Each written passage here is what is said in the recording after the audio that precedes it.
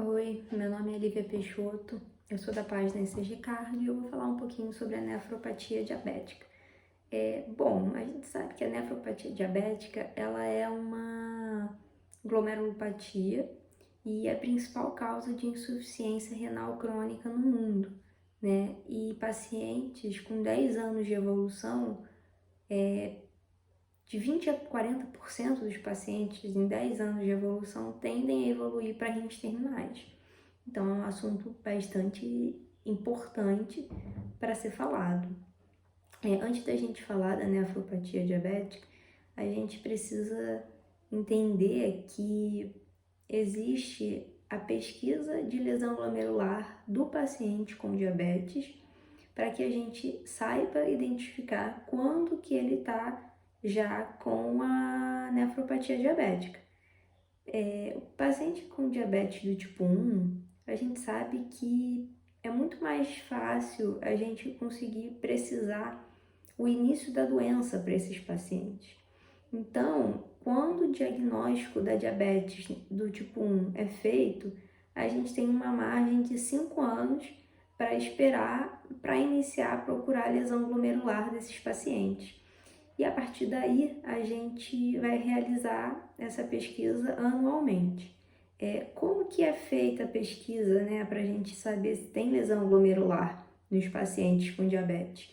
A gente vai fazer uma urina de 24 horas, a gente vai fazer a relação de creatinina-albumina, ou a gente pode fazer uma biópsia também, né? Só que um pouco mais invasivo.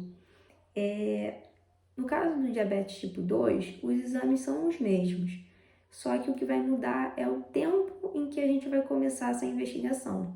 Como a diabetes do tipo 2 ela tem um início um pouco mais insidioso, é muito mais complicado para a gente conseguir afirmar quando que a doença iniciou. E aí, por conta disso, a gente precisa fazer essa investigação no momento do diagnóstico desses pacientes. E a gente vai repetindo anualmente. E qual é a relevância, né, da gente investigar a lesão glomerular dos pacientes diabéticos? É a gente identificar a presença de albuminúria, né? E qual é a relevância da albuminúria? Bom,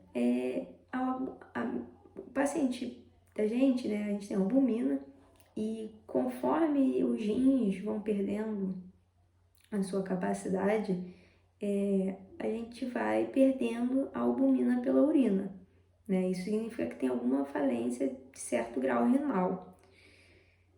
Quanto maior a perda de albumina, pior é o estado do rim, né? Então, essa é a grande relevância para a gente pesquisar isso anualmente, a partir do início de cada pesquisa em cada tipo de diabetes.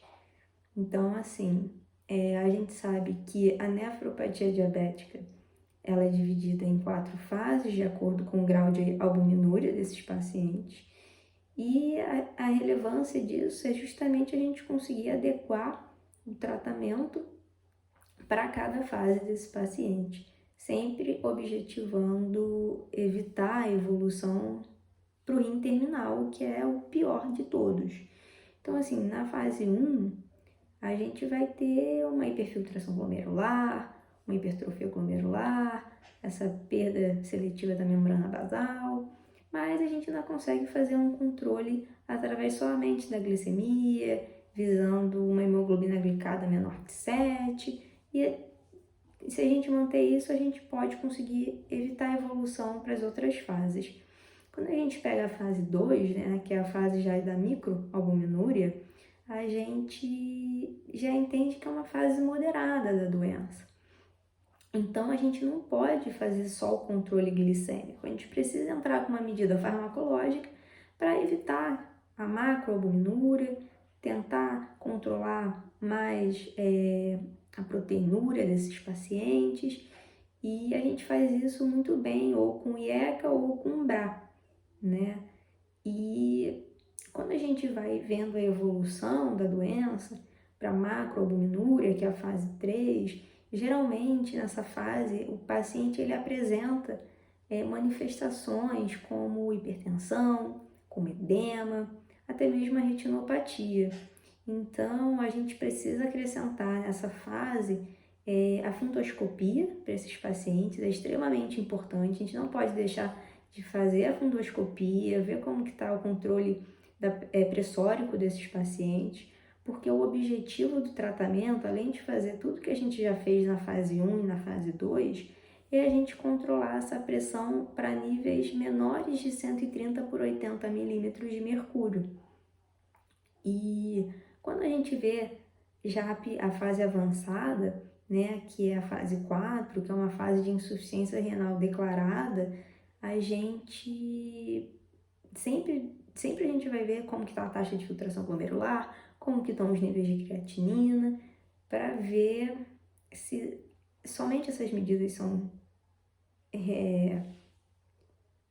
suficientes ou se a gente precisa adotar medidas mais importantes, né, como fazer uma restrição salina para controle de edema, como tratar de dislipidemia, que provavelmente ele vai ter associada, e dependendo do caso, se evoluir para rim terminal, a gente vai acabar fazendo a diálise desses pacientes, que é tudo que a gente tenta evitar.